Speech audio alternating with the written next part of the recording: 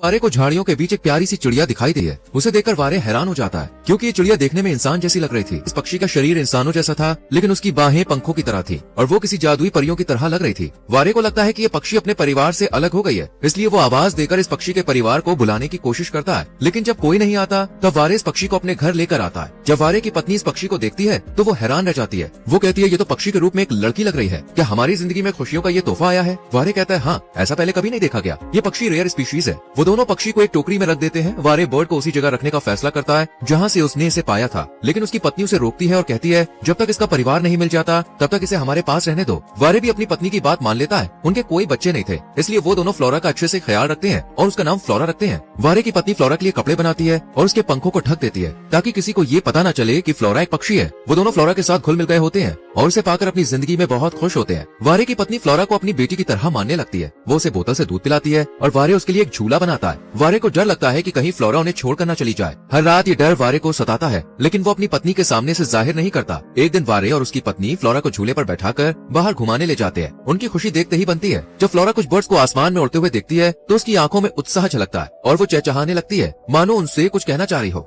उसकी आवाज सुनकर वारे और उसकी पत्नी के चेहरे पर खुशी की चमक आ जाती है। उन्हें लगता है कि फ्लोरा पक्षियों से बात करने की कोशिश कर रही है। फिर फ्लोरा को कुछ औरतें देखती हैं और उसे देखकर वो खुश हो जाती है क्योंकि फ्लोरा बहुत क्यूट लगती है। पर वो ये सोचकर हैरान भी हो जाती है कि फ्लोरा बहुत छोटी है, इसलिए वो लोग वारे और उसकी पत्नी से पूछती है, फ्लोरा इतनी छोटी क्यों है? इस पर वारे की पत्नी बताती है, हमने इसे गोद लिया है। ऐसे ही फ्लोरा इन कपल के साथ रहती है और वक्त के साथ वो थोड़ी बड़ी हो जाती है। अब वो धीरे धीरे उड़ना भी सीख रही थी। ये देखकर ये कपल काफी खुश होता है। फ्लोरा अभी तक बोलना नहीं सीख पाई थी, वो केवल पक्षियों की तरह आवाजें निकाल सकती थी। अब वारे की पत्नी काम करती थी तो फ्लोरा चुपचाप उसे काम करते हुए देखती रहती थी। यहाँ वारे की पत्नी चाहती है कि फ्लोरा इंसानों की तरह व्यवहार करे, इसलिए वो उसे उड़ने से रोकती है और इंसानों जैसा व्यवहार करना सिखाती थी। साथ ही वारे की पत्नी फ्लोरा को इंसानों की भाषा सिखाने की कोशिश करती रहती है, पर फ्लोरा सही से बोल नहीं पाती थी। उसके अंदर अभी भी आदत पक्षियों जैसी ही थी, जिस वजह से वो इंसानों का खाना न खाकर पक्षियों का खाना बाहर से चुनकर खाती थी। पहले तो वारे की पत्नी उसे रोकने की कोशिश करती है, पर जब फ्लोरा बात नहीं मानती तो वो समझ जाती है कि फ्लोरा आखिर एक पक्षी है, इसलिए उसे वही खाना चाहिए। वो भी फ्लोरा को कीड़ा खाने को देती है, पर फ्लोरा सही से नहीं खाती। ये देखकर वारे कहता है कि इसे बाहर लेकर जाओ, शायद ये लोगों को देखकर कुछ सीखे। यहाँ फ्लोरा इधर उधर जाने लगती है,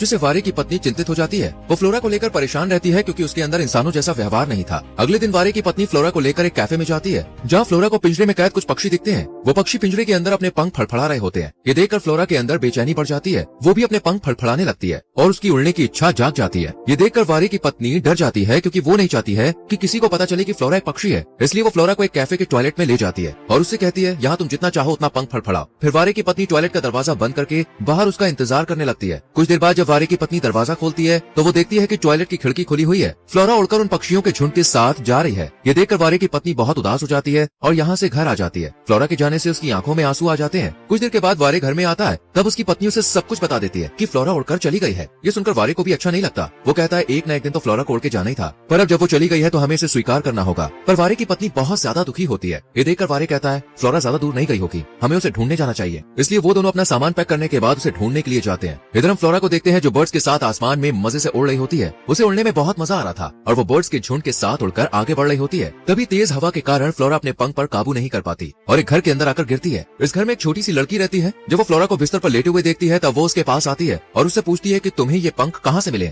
मुझे भी ऐसा पंख चाहिए जिससे मैं उड़ सकूं। पर फ्लोरा उसे कुछ भी बता नहीं पाती। यहाँ वो लड़की और फ्लोरा जल्द ही दोस्त बन जाते हैं। जब उसके पिता कमरे में आते हैं तब वो फ्लोरा को बेड के नीचे छुपा देती है। उसके पिता जब काम से बाहर चले जाते हैं तब वो फ्लोरा के साथ खेलती है। उधर वारे अपनी पत्नी के साथ बस से यात्रा करते हुए टाउन में आते हैं। फिर वो एयरलाइन डेस्क में जाते हैं, पर उन्हें फ्लोरा के बारे में कोई भी जानकारी नहीं मिलती है। वहीं टाउन में वो लड़की फ्लोरा को लेकर बाहर आती है और फिर ये दोनों एक पेड़ के पास आते हैं, जहाँ फ्लोरा उड़ते हुए पेड़ के ऊपर आ जाती है, जबकि वो लड़की पेड़ के थोड़ा ऊपर चढ़ती है। दूसरी तरफ वारे और उसकी पत्नी काफी देर से फ्लोरा को ढूंढ रहे होते हैं, पर उन्हें कोई भी कामयाबी नहीं मिलती। अब देखते ही देखते रात भी हो जाती है। वो जब रात बिताने के लिए होटल में जाते हैं तब एक भी होटल खाली नहीं मिलता है, इसलिए वारे और उसकी पत्नी घूमते घूमते उस पेड़ के पास ही सो जाते हैं, जहाँ फ्लोरा और वो लड़की पेड़ के ऊपर सोई हुई होती है। अगली सुबह जब वारे और उसकी पत्नी उठते हैं तब वो लड़की उन्हें देखकर पूछती है, तुम लोग यहाँ क्या कर रहे हो? वो बताते हैं कि हम यहाँ किसी इंसान को ढूंढ रहे हैं। वो लड़की उन्हें पंखों वाली लड़की के बारे में बताती है जो पेड़ के ऊपर सो रही है। ये सुनकर वारे और उसकी पत्नी समझ जाते हैं कि ये फ्लोरा की बात कर रही है, इसलिए वारे जल्दी से पेड़ के ऊपर चढ़ जाता है, पर वो देखता है कि फ्लोरा वहाँ नहीं है, वो पहले ही यहाँ से उड़ चुकी है। यहाँ वारे और उसकी पत्नी उस लड़की को बताते हैं कि फ्लोरा उनकी बेटी है और फिर वो दोनों ढूंढने के लिए निकलने वाले होते हैं। तब वो लड़की कहती है, मैं भी आपकी मदद करना चाहती हूँ। ये सुनकर वो कपल उस लड़की को अपने साथ ले लेते हैं। जिसके बाद ये लोग एक बस से यात्रा करते हुए आगे बढ़ते हैं और वारे बस में बैठकर दूरबीन की मदद से फ्लोरा को ढूंढ रहा होता है। इसके बाद हम फ्लोरा को आसमान में उड़ते हुए देखते हैं जो चिड़िया के झुंड के साथ आगे बढ़ रही होती है, लेकिन अचानक वो चिड़िया उसे तंग करने लगती है और फ्लोरा की बेचैनी बढ़ने लगती है। उस डर और हलचल में वो एक चर्च की बिल्डिंग में गिर जाती है। नीचे खड़े लोग जो फ्लोरा को चर्च की छत पर देखते हैं तो उनके चेहरों पर घबराहट और चिंता साफ दिखती है। वो सोचते हैं कि कोई बच्ची फंस गई है और तुरंत रेस्क्यू टीम को बुला लिया जाता है। जैसे ही भीड़ जुटती है,